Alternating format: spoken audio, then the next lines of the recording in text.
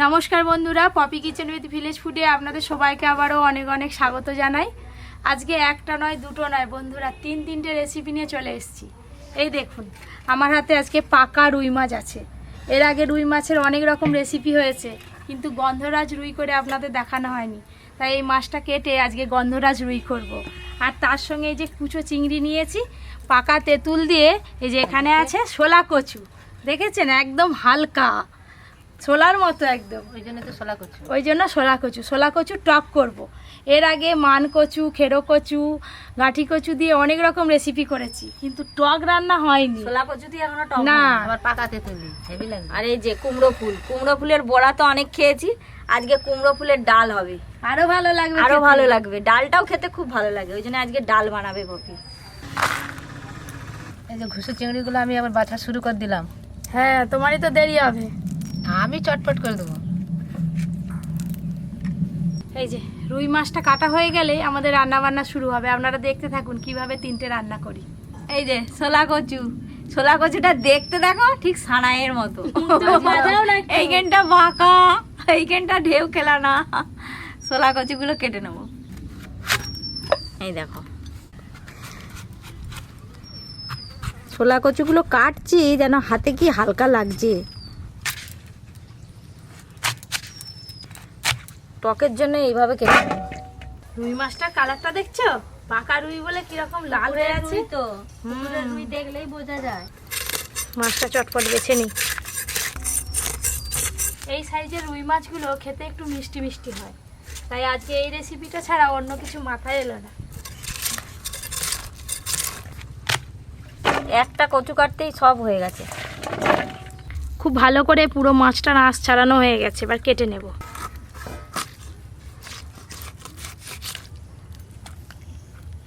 আজকে পুরো মাছটা রিং পিস করে কেটে নেব। এবার কুমড়ো ফুলগুলো বেছে নেব। এই যে ফুল, এই যে এগুলোকে সব ফেলে দিতে হয়, আর এই যে ভিতরের এইটাকেও ফেলে দিতে হয়। আর এইগুলো দেখে নিতে হয় পোকা টোকা আছে নাকি। এই দেখো একদম পরিষ্কার। এই দেখো এইভাবে কেটে নিলেই হয়ে যাবে। তোমার হাতের যা স্পিড, এক্ষুনি বাঁচা হয়ে যাবে।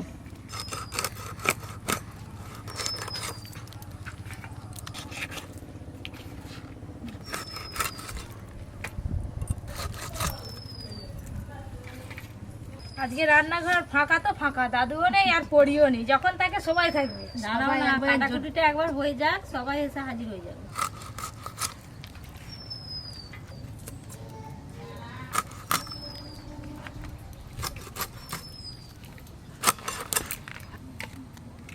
এইটা হলেই হয়ে যাবে বাচ্চা।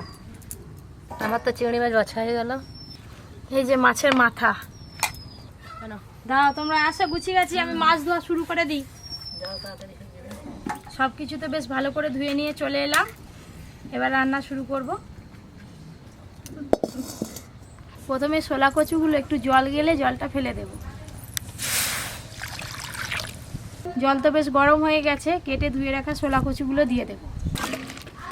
তাই তেঁতুল দিয়ে একটু ভালো করে সেদ্ধ করে নেব, আর গোলা ধরার ভয় থাকবে না। তেঁতুল,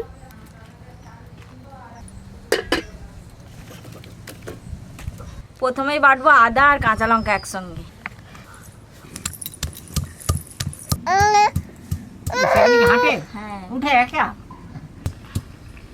শোলা কচুগুলো সেদ্ধ হতে হতে ওদিকে দু রকম মাছে লবণ হলুদ ভালো করে মাখিয়ে নেব। লবণ,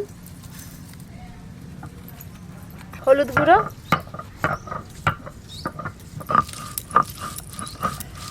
এই যে গন্ধরাজ লেবুর খোসাতে কিন্তু আসল স্বাদ থাকে, আসল গন্ধ। গন্ধরাজ লেবুর রসও দেবো, আর একটু খোসাটাও গ্রেট করে দিয়ে দেবো মাছের ওপরে।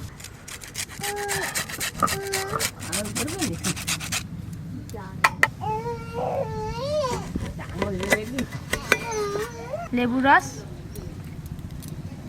এবার সব কিছু ভালো করে মাখিয়ে নেব।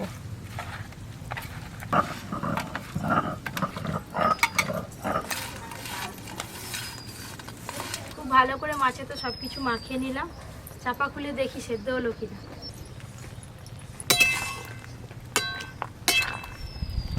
খুব ভালো করে ভাপানো হয়ে গেল, এবার ঢেলে নেব। ডাল সেদ্ধর জন্য কড়াতে জল দিয়ে দেব।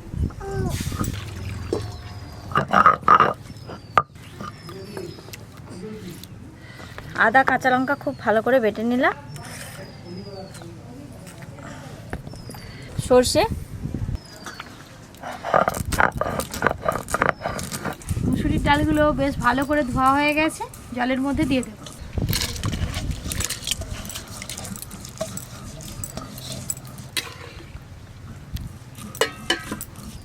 আজকে কি আছে জানো দাদু? হ্যাঁ বলো। গন্ধরাজ রুই।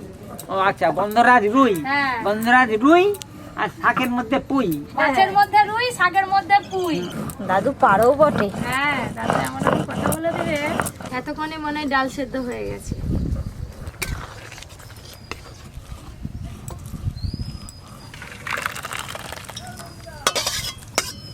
সর্ষের তেল। আজকে প্রথমে ডাল করে নেব, তাই ফোড়নে শুকনো লঙ্কা আর 5 ফোড়ন দেব। ফোড়ন ভালো করে হয়ে গেছে, এবার পেঁয়াজ কুচি দিয়ে দেব।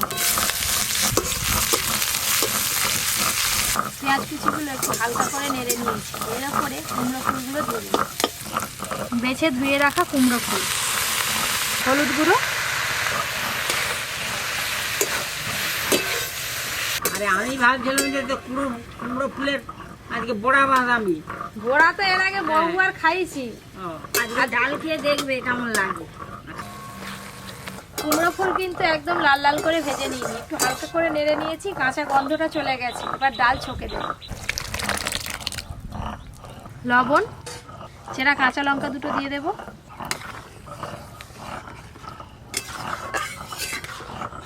এবার ডালটা একটু ফুটে গেলেই কিন্তু হয়ে যাবে। কুমড়ো ফুল দিয়ে ডাল এই প্রথমবার খাবো। বাটাবাটি সব হয়ে গেল। সর্ষে বাটা, আদা কাঁচা লঙ্কা বাটা। এই যে একটা ডাল ঘাঁটুনি নিয়েছি, একটু ভালো করে ঘেঁটে দেব। মুসুর ডাল একটু বসা বসা না হলে আমার ভালো লাগে। ওই করে তো ভালো করে ঘেঁটে দিচ্ছি। হ্যাঁ, একটু ঘেঁটে দাও, বেশ বসা বসা হয়ে যাবে। কুমড়ো ফুল দিয়ে মুসুরির ডাল হয়ে গেল, এবার ঢেলে নেব।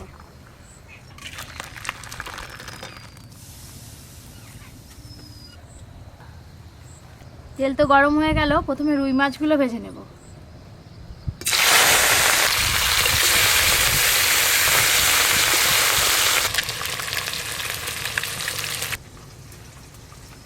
মাছগুলো একবার করে উল্টে দেব।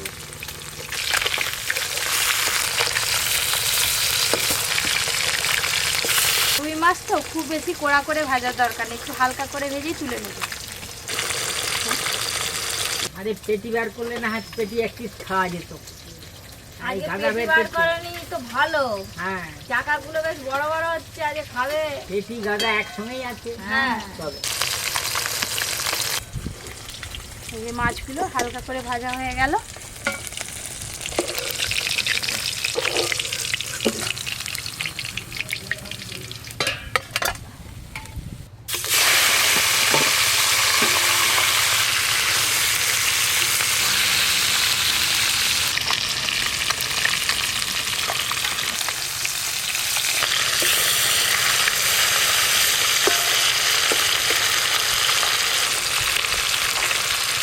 দেখতে দেখতে এই মাছগুলো ভালো করে ভাজা হয়ে গেল।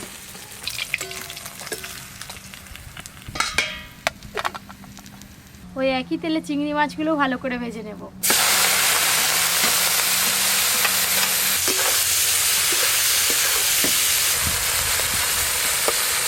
টকের ঝোল একটু বেশি করে করবি, আমি চুজি খাবো।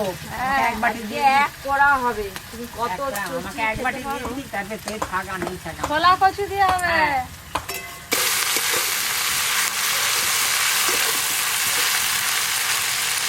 চিংড়ি মাছগুলো তো বেশ ভালো করে ভাজা হয়ে গেল, ঢেলে নেব।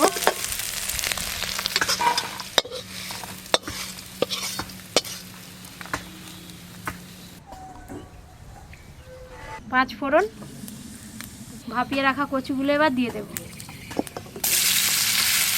হলুদ গুঁড়ো,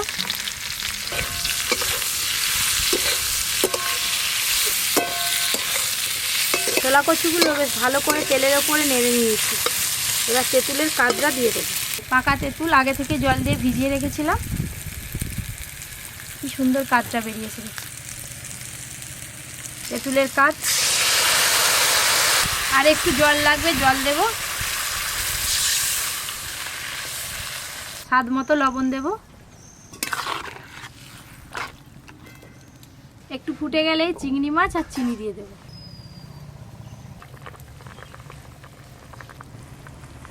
ঝোল তো একদম টকবক হয়ে ফুটে গেছে। এবার ভেজে রাখা চিংড়ি মাছগুলো দিয়ে দেব। ভেজে রাখা চিংড়ি মাছ, সর্ষে বাটা দিয়ে দেব। এবার সব কিছু একসঙ্গে ভালো করে মিশিয়ে নেব।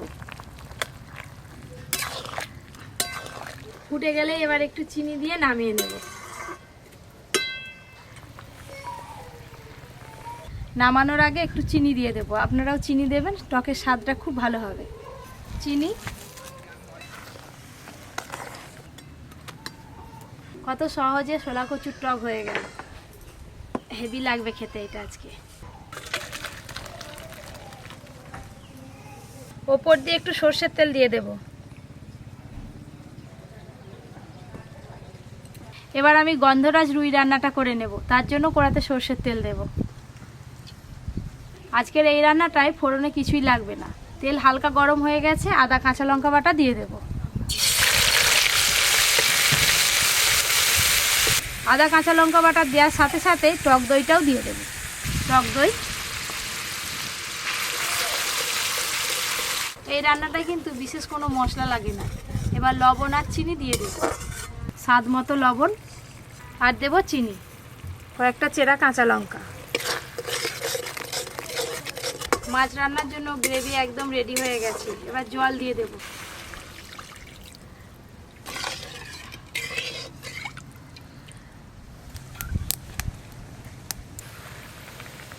গ্রেভিটা খুব ভালো করে ফুটে গেছে। ভেজে রাখা রুই মাছগুলো দিয়ে দেব।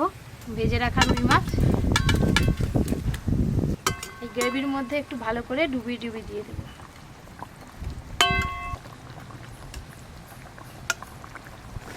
রান্নাটা স্বাদে এবং গন্ধে ভরপুর করতে সবার শেষে আবার গন্ধরাজ লেবু স্লাইস নিয়েছি, এইগুলো দিয়ে দেব।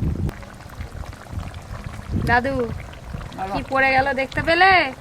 আমি এখন দাঁড়াইনি, দাঁড়াই দেখি তোর কি কিরাম হচ্ছে। এটা হচ্ছে, দেখো, দেখতে পাচ্ছ দাদু? এবার হ্যাঁ রে, দাদু উঠে দাঁড়িয়ে পড়েছে, কি দিল দেখবে বলে। এটাই তো আসল গন্ধ আর স্বাদটা আনবে।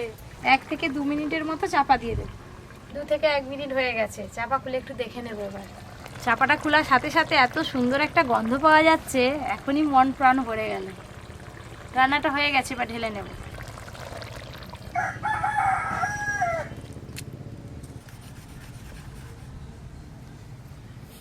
হাত সরাও দাদু। দাও দাও কুমড়ো ফুলের ডাল দাও।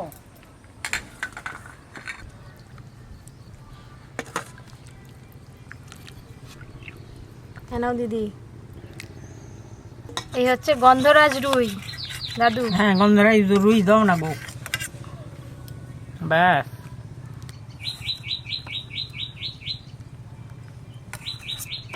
কাকিমা ব্যস্ত হয়ে পড়ছে, ওই করে আসতে পারেনি, বলে আমার জন্য রেখে দিলে আমি পরে খাবো। একটা লেবু নাও। লেবুটা আমি ডাল দিয়ে সব শেষ করে দিলাম। ডাল দিয়ে শুরু করে দিয়েছো? হ্যাঁ, শোলা কচুর টক।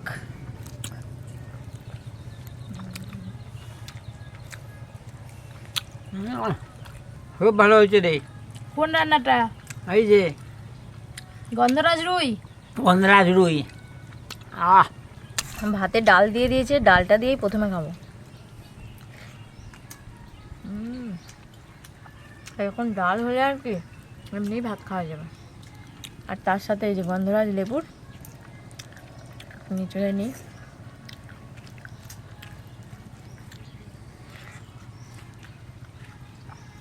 গোটা ভাতটা একবারে গন্ধে মমা করছে। কুমড়ো ফুলের আসল স্বাদ পাওয়া যাচ্ছে। আজকে মাছের পিসগুলো যা বড় বড় হয়েছে, কেটে কেটে খেতে হচ্ছে। রুই মাছের একঘেয়েমি রুই পোস্ত না বানিয়ে এভাবে গন্ধরাজ রুই করে খেয়ে দেখতে পারেন। দারুণ স্বাদ কিন্তু। পুরো মাছটায় গন্ধরাজ লেবুর গন্ধ পাওয়া যাচ্ছে। মাছটার কি স্বাদ! আহ, কি গো? আহ, টক। এই যে শোলা কচু, শোলা কচু টক হেবি লাগছে। ছোলা কচুয়ে তেঁতুলের স্বাদ পাবে। ভেতর পর্যন্ত টকটা গেছে, খেতে ভালো লাগছে। মুখে স্বাদটাই পুরো বদলে গেল টকটা খেতে। চিংড়ি মাছ খুব সহজ পদ্ধতিতে এবং কম সময়ে আপনাদের 3টে রান্না করে দেখালাম। এরকম আরও অনেক নতুন নতুন রান্নার ভিডিও পেতে অবশ্যই Popy kitchen with village food চ্যানেলটি সাবস্ক্রাইব করে পাশের ঘন্টিটা ক্লিক করবেন। সবাই খুব ভালো থাকবেন, সুস্থ থাকবেন, সাবধানে থাকবেন।